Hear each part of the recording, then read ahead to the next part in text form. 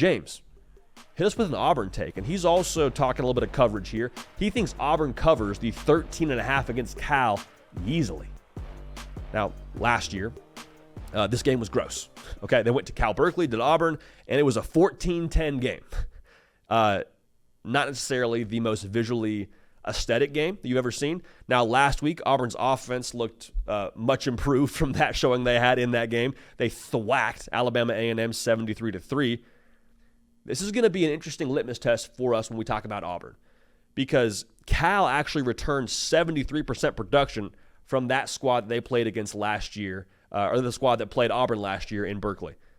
Auburn fans have had a lot of y'all subscribe to the channel in the last few months. We appreciate y'all for doing that. But if you have not yet joined the college football sicko community that this show, The Hard Count, this platform, the On3 YouTube channel is, would encourage you to be subscribed. We appreciate you in advance.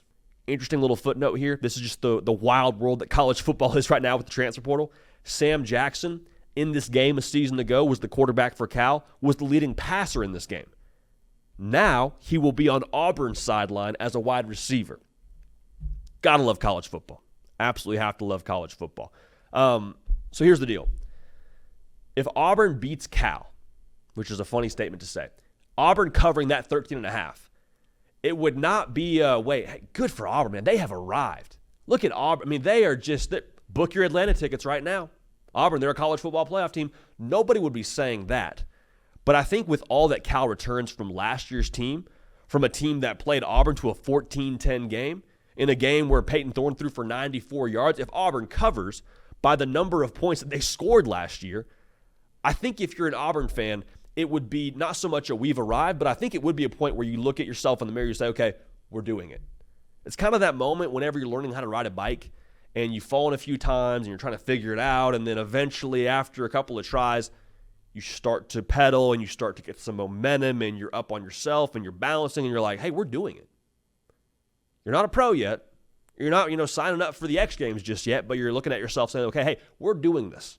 There's real progress here. I think that's what Auburn would say if they win this game against Cal and cover that kind of spread. Now, I do think this too. I think Auburn's probably going to cover this spread personally. I think the number of weapons that Auburn has too compared to last year, like Rivaldo Fairweather is phenomenal. I think he's an NFL player. I think he's a massive force for Auburn in this game as well. But if he's your leading receiver on the year, probably not the most effective way to go about offensive football. Now you got Keandre Lambert-Smith, who looked great against Alabama A&M. Alabama A&M, but still good to see an 11-on-11. Cam Coleman, he is a freak show true freshman. Expect him to have a big game in this game. You just go down the line here, Auburn, overall from a roster perspective, is better. If they go ahead and cover that 14 against Cal, you look at Payton Thorne and say, you threw for 94 yards in this game last year. I'm expecting him to have a better stat line in this game, in this situation. Just speaks volumes to the trend of Auburn and the progress of Auburn, which really what we've said for a long time is what this year is all about. Just give me progress. Give me marketable moments that show me where Auburn is headed. And the game against Cal, it's not where you plant your flag and say, hey, come to Auburn because we beat Cal. No, you don't say that, but you do look at yourself and say, this was a game that we struggled in last year. Copy and paste to the next season. It was the second game of the Hugh Freeze era a year ago. It's our second game of 2024. In a year's time, look at where we are on the scoreboard. Look at what we did. Beat this team by 4 a year ago. Beat them by 14 the next year.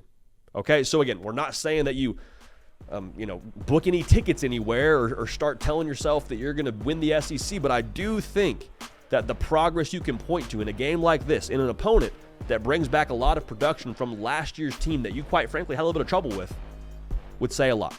Hey y'all, thanks so much for watching. Subscribe to the channel here to make sure you don't miss an episode of The Hard Count. Also be sure to check out other videos on the On3 YouTube channel.